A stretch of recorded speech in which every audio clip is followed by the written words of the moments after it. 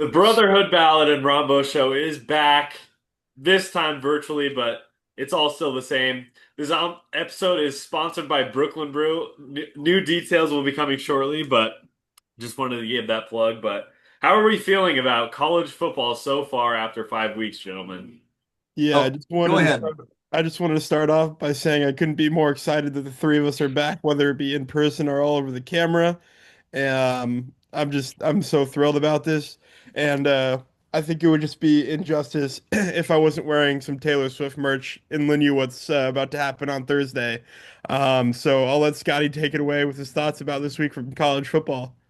Okay, gang. Well, that was really exciting. College Saturday on that. Most of the games are on Saturday, but I did the or some of the games, of course, with Illinois and USC was what 34-32. That was exciting. And Illinois kicked a field goal with no time left. It was a seesaw game, and they hung on and won. And then Ohio State was behind Washington early there in Seattle. They came back and won 24-6 and all. But Iowa and Indiana, what a game! Of course, the low scoring when Iowa plays, it always is. Indiana pulled that out, 20-15 and all. And then now Penn State and Oregon, what a game there! Penn State always has trouble beating those big top teams, but Oregon did it in double overtime, 30-24. What a show that was. And it was a whiteout, but Oregon wore white, well, jerseys. So it was kind of interesting how Penn State wore blue, but they had the whiteout. And then now Georgia Tech and Wake Forest had a tough game. Georgia Tech did win that by 1 point. Another close one. And Ole Miss and LSU had a battle in Oxford there. And Ole Miss won. I think the home teams won the last few years. So Ole Miss did it, and of course their Q there, Trinidad Chambliss did really good. Their Q. He's one of the Heisman hopefuls, probably. We'll talk about later. And then Tennessee did beat Miss State in another overtime, 41-34 there. Another tough game. And one of the biggies was Bama and Georgia, 24-21 Bama. And one thing I learned about is that they say between the hedges and stuff. And it turns out Georgia does have these hedges that surround the field and all. And what it is, it's called these Chinese privet hedges, and they've been there since 1929, and they're like several feet high and several feet wide and all. And what it does, it kind of inadvertently creates crowd control because you can't storm the field with those hedges and all. They've only stormed it once back in 2000. So, and six other SEC teams now have hedges in that. So it's just kind of interesting how all those schools kind of emulate each other and do that. But I was just checking about this hedges. All the announcers use it all the time. And it'd be something to go to Sanford State in there in Athens and see a game there. But the one problem is they did have that field storming in the UVA game when they won their game against Florida State. 19 of the kids got injured. They were running out on the field. They ran out probably the fastest I've ever seen it. When the guy dropped the ball in the end zone, those students ran out so fast. It's amazing. More didn't get hurt, but 19 did. So that was that. And then, of course, the big game, of course, with being from Tucson here, we dropped the game to Iowa State 39-14. And pretty tough game because we knew Matt Campbell and them have had good teams all there, and we just didn't have enough to keep up with them. The lines, the Iowa State had bigger lines both on O and D. But the one thing I like about the Iowa State fans, they're extremely friendly. And the U of A bands commented at how friendly they were. And I believe that everybody's in the Big 12, other than, of course, Iowa State, their second favorite team is probably Iowa State because their fans are always so nice and friendly and all. A And lot different than those dirty Iowa fans. okay, and one of the things that the announcers said that there isn't much in common with Ames and Tucson, and that's not exactly true because 70% of the population of Arizona is from the Midwest. So we have deep ties to the Midwest and Iowa. We've been there many times. I've been to Casey Airport 20 times, and we've been to all those Midwest states at least 15 times. And 70% of our friends here in Arizona are Midwesterners. So I think the announcer is unaware of that common tie that we have to the Midwest. And I was just wanted to bring that up, that if anybody hears that, they say, yeah, you're right. Arizona really does have strong ties, and that we're glad to be in the Big 12 because of that ties. And of course, with Tech, we played them for years, and a lot of the Big 12 people knew that. So, but that's what I wanted to say. And I wasn't too upset because I knew we had our hands full with Iowa State and that. And there's the bowls that we were projected to go to last week are still the same because they knew we'd drop this game. So we're still maybe going to Hawaii or Vegas or LA or one of them, El Paso, one of those bowls, just like before. So nothing's changed, but pretty good games in that. Um, as far as the college games and that, we'll cover the NFL later in that. As far as the rankings I have, as far as the conferences between let me get them over here. The Big Ten, the SEC, and the Big 12 and ACC, the Power Four. Uh, I'd say the SEC is probably the strongest. They had 10 of them ranked. The Big Ten's probably the second. They got five ranked. And the Big 12 and ACC, Big 12's got three and ACC's got four. So it's pretty close between those guys. Overall, the strength are really close, but I'd say the Big Ten and SEC do have a little edge over the other two. But with all these upsets and overtimes and stuff, you can't take anything for granted. It's going to be pretty exciting. But that's what I had mostly in college ball and that. Oh, one other thing. I did notice, Alex, you did have a North Texas Mean Green shirt with that emblem Yep. on that. And I noticed it right away. I said, that's North Texas. And that would be neat to go to a game in Denton there in the metro or Dallas area, Dallas Yeah. Fort Worth. And I would like to go to a game there sometime. And they're going to be playing South Florida, I think, in October 10th. And that's going to be big. Of course, Navy, Memphis, and North Texas are right up top there. They're probably playing for that playoff berth. And North Texas has got 44.8 points a game. They're really exciting. And they're ranked 40th in the nation. And they've got a ranking all the way to 136. So I know all the rankings of the Big 12 teams. I'll get them all for you. But North Texas is better than or higher ranked than seven Big 12 teams. That's how tough they are. So that's one of them. And Kennesaw State, who we had that symbol in the show before, we're in the bottom 25 and they pulled up. They won three in a row. And that's the smallest stadium. They have only 10,000 seats. And Tulsa, which is that stadium, Skelly Stadium, is only 20 miles from your place, Justin. Tulsa is the smallest FBS school. It's only like 3,000 students. So, and they made some noise last week. I talked about a bit, and they're in the American too. So we'll see how they do. That's one I wanted to talk about. But in the Big 12 power ratings, I wanted to give you. I've got Texas Tech, Iowa State, BYU, and ASU's the top four. The middle or the next four be Houston, Utah, TCU, and Cincinnati. And then the next four, Arizona, UCF, KU, and Baylor. And then the other ones are K-State, West Virginia, CU, and Oklahoma State. It's fairly close to the rankings because in the national rankings, Texas Tech's 8, Iowa State's 14, BYU's 22, and ASU's 26. Houston's 37, Utah's 24, TCU's 31, and Cincinnati's 36. And then Arizona's 48, UCF's 51, KU 39, Baylor 47, and then K-State 68, West Virginia 76, and CU 66, and Oklahoma State is 111. So they do have them ranked all the way to the bottom. I check every week, and always those ones are down there at the bottom. I kind of pull for and see them come up because it's nice to see some of those teams do come up. And that because we show a lot of love to all these powerhouse teams that are ranked and everything, but it's good to always support the underdogs and see them pull up. But that's my thing on college ball. I got the Heisman race, guys. You probably want to bring it up. I got Dante Moore, the Q of Oregon, that big dramatic win up in State College. Got him there. I got Ty Simpson, the Q at Alabama. They pulled off a big against Georgia. That gives Kalen DeBoer a little respect because everybody's been dumping on him. But he had a big win to win in Athens against a higher rated Georgia team. So that's really going to help him out. Of course, Jeremiah Smith, the wide receiver out of Ohio State's up there on one of the Heisman, and Carson Beck, the Miami quarterback, and Fernando Mendoza, the Indiana quarterback. He's really good too. And then I mentioned Trinidad Chambliss out of Ole Miss and that. So those are like the top six in that. And so, but I know you guys have your thoughts too on that. But that's the stuff on college football that I wanted to mention in that. As far as there's plenty of key games this coming week.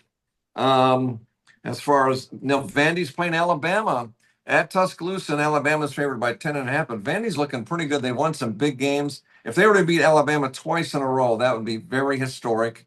And then UVA and Louisville are playing. Virginia's on the road, so Louisville's actually favored by 6.5 on that one. And then Miami's playing Florida State, the big one, in Tallahassee. But Miami's favored, so that's a big one. Who knows what'll happen there? And then Mississippi State and A&M are playing. A&M's really favored in that. And Boise State's playing Notre Dame this week up there in South Bend, but Notre Dame's favored by almost 20. So that's pretty much it on college ball that I've got. What are you guys' thoughts on various things? Oh, one thing before I wanted to mention, I like to do history reports and stuff. And U of A has lost every road game that Brennan's coached, except that Utah game. We videotaped the one in Lamona just after they beat Utah, but all the others are losses. And so I'm concerned about their discipline issues.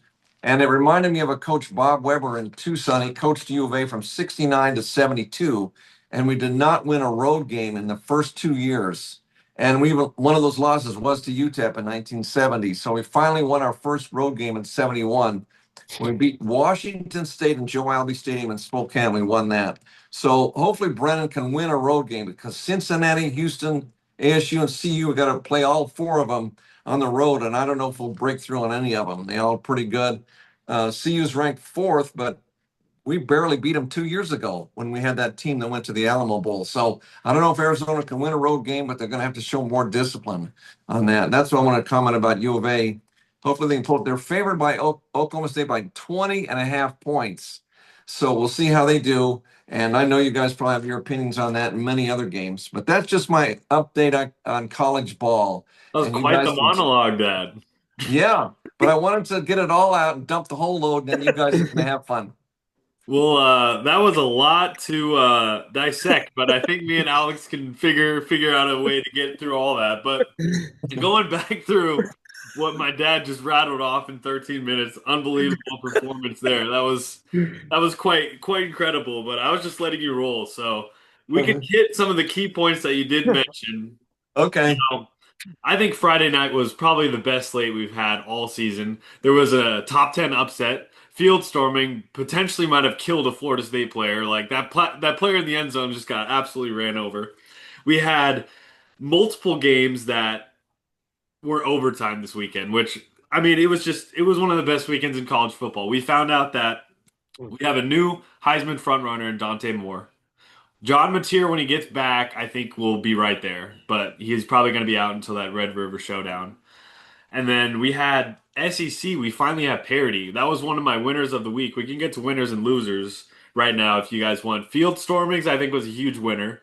The SEC having parity finally. It's not just the Georgia Bama show. We have Ole Miss undefeated. We have Texas A&M. We have, I mean, the SEC is always stacked, but we have these teams that are right there. Vanderbilt, if they beat Alabama, again, that'll be huge. Missouri's undefeated. OU's undefeated. So the SEC is stacked. And then my last winner, I think Kalen DeBoer, this is a huge victory for him. Kind of get that monkey off of his back of not being able to win those big games at Bama so far. So those are my winners of the week. What do you guys say is your winners? We'll start with you, Alex. Yeah. Um, First I wanted to start it off with a few things that I took notes from during Scotty's like Winston Churchill-esque monologue. Got me real fired up. Um, First, Scotty, I had a couple questions for you. One, I wanted your thoughts on the AP rankings and the fact that during an idle week, Texas Tech actually moved up a spot, and Iowa State's home win against, unfortunately, you guys' Arizona Wildcats actually pushed them down a spot in the AP rankings. Well, it could be because of other teams maybe pulling off a dramatic victory that it wasn't related to them that could have pushed that team up. And maybe like Iowa State got the same number of votes, but somebody got hot and lapped them. So at this point, I wouldn't be that concerned about it, Alex, because it's early in the season. But sometimes it does happen where they have those quirks in there where somebody would have beat. I'm looking at the rankings now. Could have been somebody that won big that like Ole Miss, they're all the way up at 4, and they beat LSU, something like that. Right. Could be where it's one spot. I mean, if they drop 6 spots or something on idle, that'd be weird. But Right. one spot really isn't that big a deal. Also, yeah, going back to North Texas, I really started becoming a fan of North Texas this season. I've tried to watch all their games, and actually, you'll like this. I'm planning or trying to go to the North Texas UAB game in Denton, Texas, which is the day before my birthday at the Daku Stadium. What day is that? November 15th. They play UAB. The Blazers. Yep, the Oh, Blazers. oh man, maybe I could plot something with Justin. We could all meet at the Dallas airport or That would something. just be That terrific. that'd be huge because I always like to add new stadiums and new teams, and that would knock out two teams in a stadium in one trip. Two birds with one So, stone, as they say. and I'll get some green. That symbol, whatever it Yeah, is the so the cool. eagle almost. Eagle, yeah. Well, green's one of my favorite colors, so I kind Same. of like that, and definitely I know you caught my eye with that last video, and you had North Texas. That's North Texas. So yes, that would be a big surprise because I don't have any road trips planned. So if we all make a trip to Dallas, that would be incredible. Especially if we did the broadcast in Denton. Can you? And we've never done a podcast in Denton. Boy, that would be huge. That would just be awesome. Yeah. I also don't know. Has there ever isn't the Alabama Vandy game the game of the week or for game day? Um, Yeah, it's in Tuscaloosa. So yeah, has I there ever think. been a situation where a team got back-to-back game days? Do any of you guys know that? Um, oh, you could pull it up in Wikipedia. I'm sure it's in there, but I bet this is probably Vanderbilt's first time they've ever been on game day, if Right, I'm not because mistaken. game day last week was Georgia, Alabama. Now Uh, game day this week is uh, uh, Alabama, Vanderbilt. Vandy. Yep. Well, I think because of the Cinderella, because Vandy's really come up, and probably just so they can finally have them. That's probably why, Alex. Yeah, which is kind of surprising. Wait, was game? Yeah, game day was in the Alabama game, wasn't it? Or was did they go to the whiteout? Oh, yeah, I they thought it was the why not? whiteout. It was the Yeah. They did whiteout. go to Penn the whiteout. State. Yeah, Penn Yeah, State and because they were all wearing Oregon. white. That's my bad. Yeah, okay, but yeah, that win that Alabama had against Georgia was huge for Kalen DeBoer's coaching career at Alabama. I think uh, I think that's going to turn a lot of Alabama fans like pro towards him because a lot of those fans have been pretty rocky in terms of how they felt about DeBoer just because they haven't made the CFP with DeBoer. But also, The sorry, random breaking news here. Shams, this is for the NBA. Sorry, Shams, however you say his last name, just reported that Seth Curry, the brother of Stephen Curry, has signed a 1-year deal with the Golden State Warriors. Um, anyways, just had to drop. I did find out consecutive weeks of college game day. So it's happened consecutively twice and with the same team in a season three times. So the first one was Ohio State in 1996, which I believe was the year that Lee Corso started doing the headgear. They did it. The first one was Notre Dame. It was at Notre Dame. The next week was at Penn State. And then they had it later on the season at Iowa. And then Tennessee had it October 15th at Alabama and then November 5th at Georgia. And then the second team to have it in consecutive weeks was Texas last season, actually. They had a road game at Georgia and then the next week at Indiana. So it's happened twice. Wow. Even though it didn't happen with Alabama, Georgia, but Right. just look Um, at that. That's good to know. And then yeah, I think that Alabama win was huge for all those big Alabama like tried and trusted fans. And I just wanted to get your thoughts on kind of what you feel about Arizona off the loss, but they started off strong. They were able to beat Kansas State.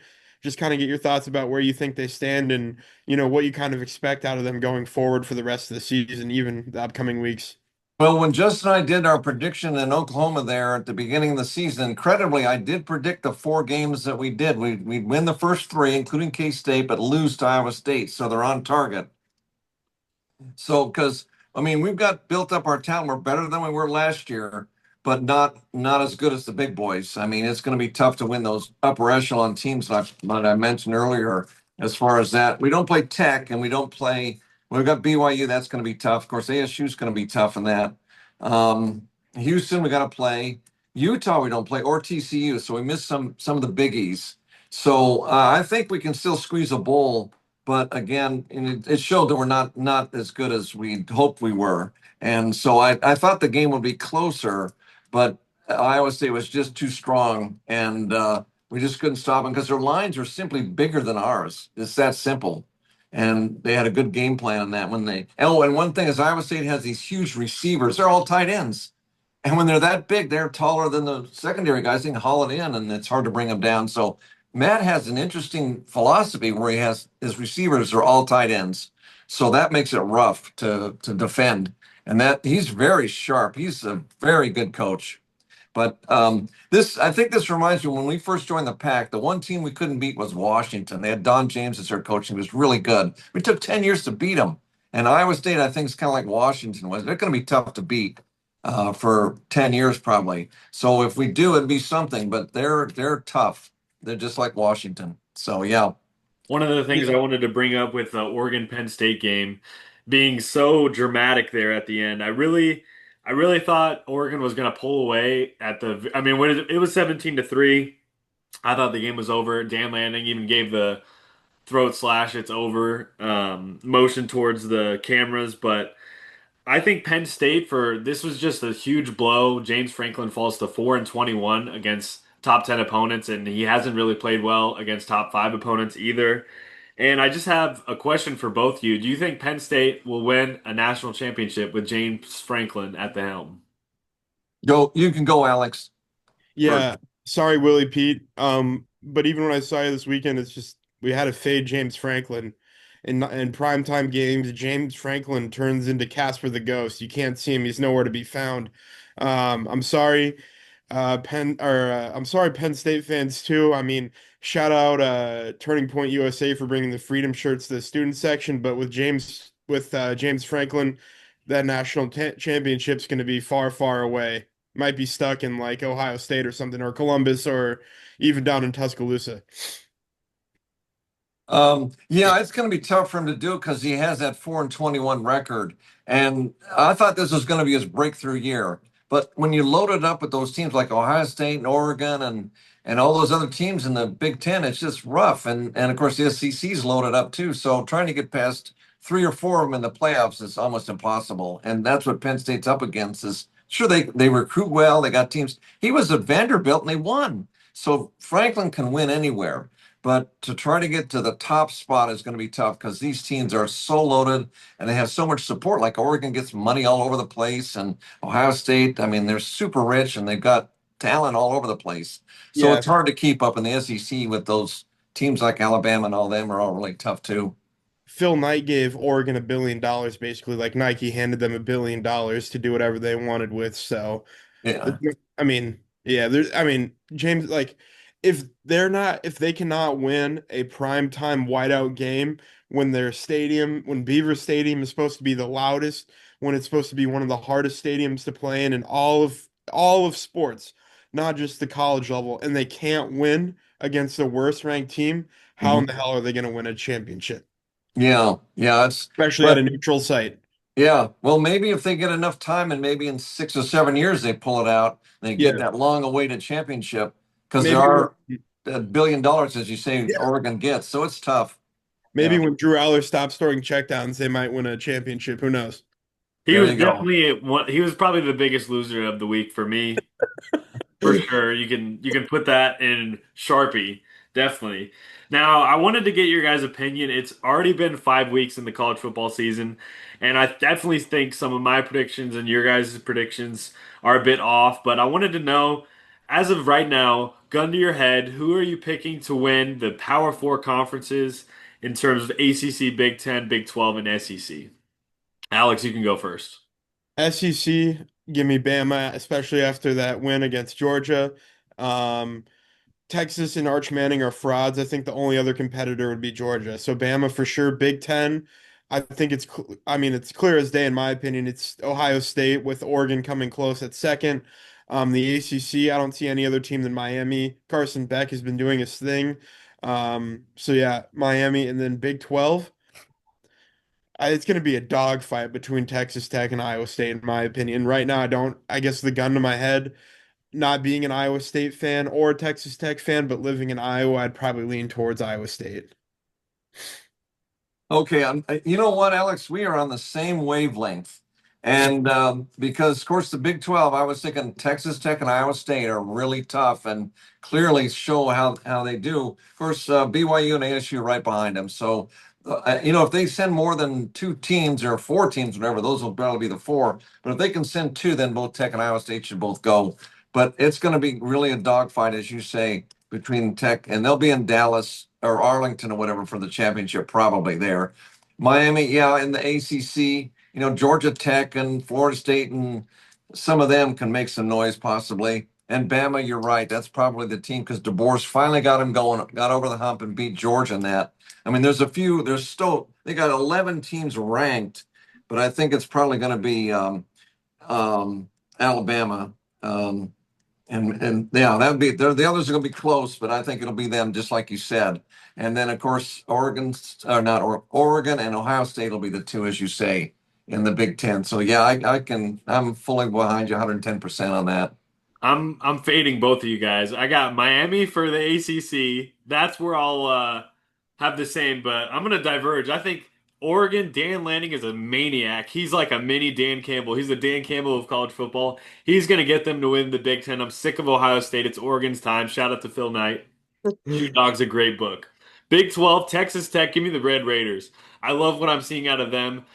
I think Iowa State will have it with Rocco Becht. It's a coin flip. That's the one that's the biggest coin flip other than Ohio State Oregon because that one's pretty much a coin flip as well. And then the SEC, Lane Kiffin's a maniac. Him and his daughter schemed this whole Weeks plan. They probably have only been dating for a couple weeks, and Lane Kiffin drew it up. I think they're going to win the SEC. Give me Lane Kiffin and D2 transfer Trinidad Chambliss. I don't have him in my Heisman top five, but he is a stud.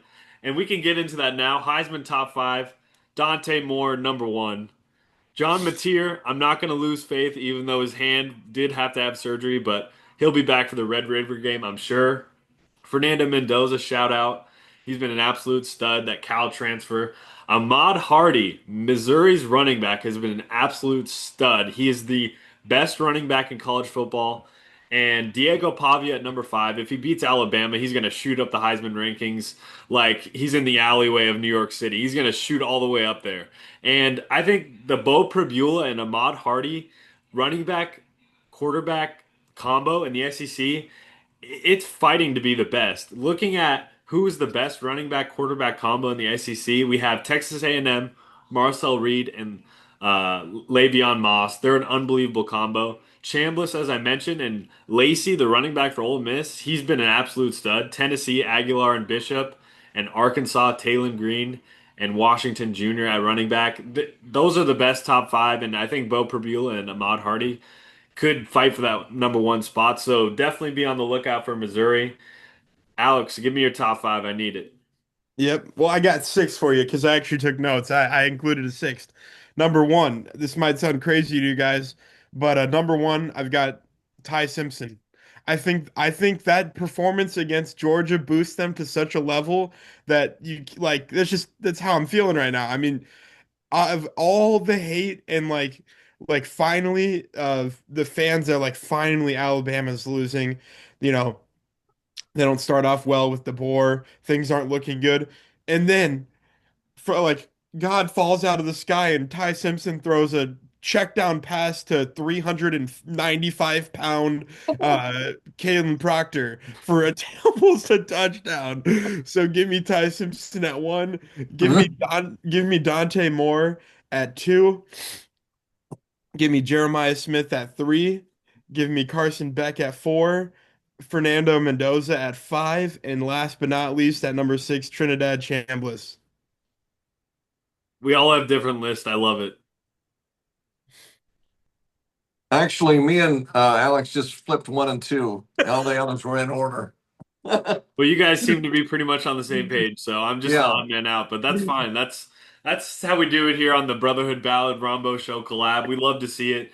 Looking ahead to week six, like Dad did in his Winston Churchill-esque speech there at the beginning, we have Florida State Miami is going to be a huge matchup. This is probably the biggest matchup since all those wide lefts for Florida State in the 80s.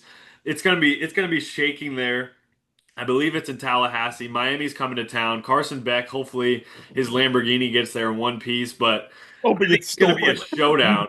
It's And I have stolen. to ask you both, is this a bigger game for Florida State or Miami?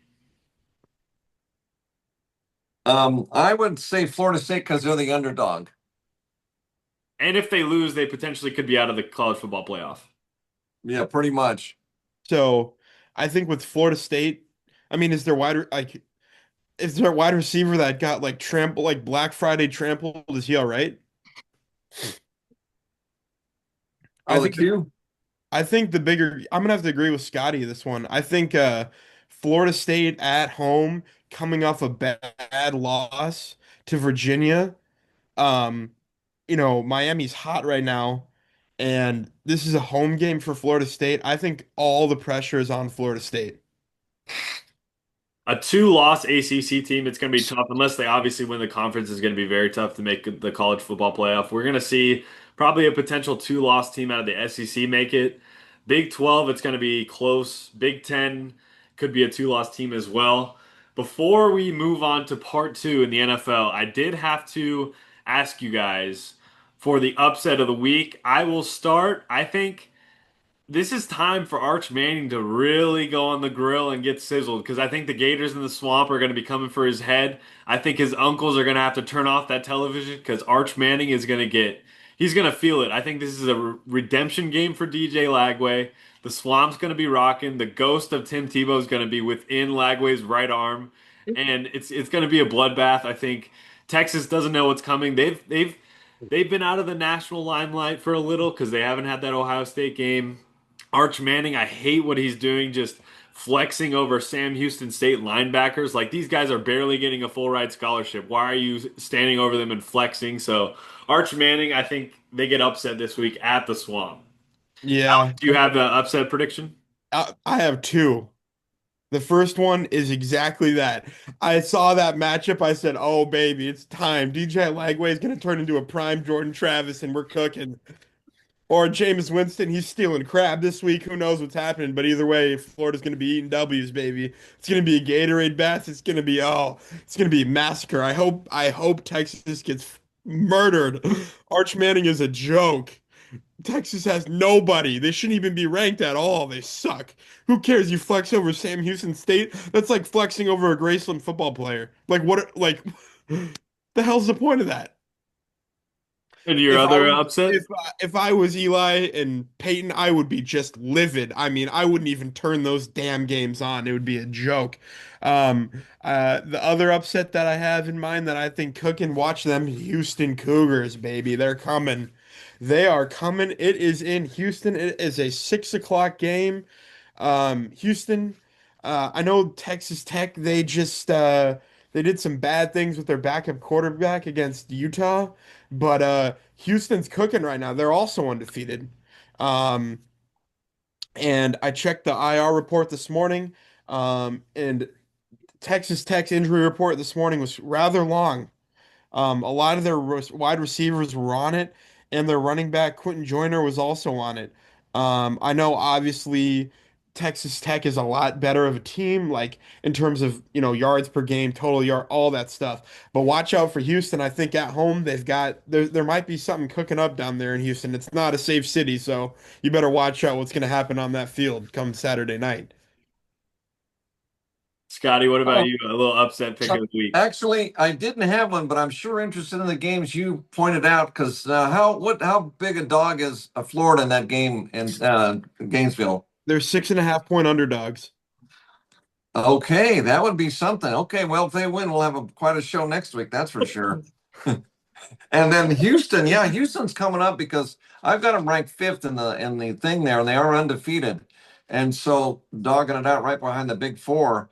They can beat Tech. That's in Houston, you say, right? Yep, And how many points are they dogs in that one? 11.5. Oh wow. Okay, that would be quite an upset if they won. We can have that'd be a show, that's for sure. Okay, well, though I didn't have a specific one, but I was just listening to yours, and I'll definitely pay attention to both games. If Oklahoma State beats Arizona, we will cancel the podcast for next recording on Tuesday. I'll just say that right now for the audience. Is it Well, is it in okay. Tucson? Yeah, and we're 20 and a half point favorites. Oh my gosh. And now, Alex, this is noon. The game is at noon in Tucson in October the 4th. And we've had games in November that are really hot, like November 1st, and we burn up. Can you imagine how many fans are going to show up and sit on the east side next Saturday? Like 12. So so it's I wish they wouldn't have had it a day game. We should have a night game. So but the players like it because they're used to training in the heat, so it could help Arizona. But if we lose to Texas or to Oklahoma State, I'm going to need counseling for 26 weeks. Well, I think we should probably end on that. Part two NFL will be coming shortly, but this has been the college football section of the Brotherhood Ballad and Rombough Can I Show. say one more thing before we check out? Closing thoughts, Alex Johnson. Closing thought, outside of all the Power Four ranked teams, I think my game of the week is for sure the Western Michigan UMass game. Go Minutemen. Broncos Oh, got that their would be game too. huge. That would be huge because they're ranked kind of low in the ratings I've seen. If they win that, I'll definitely make note of it too. Yeah.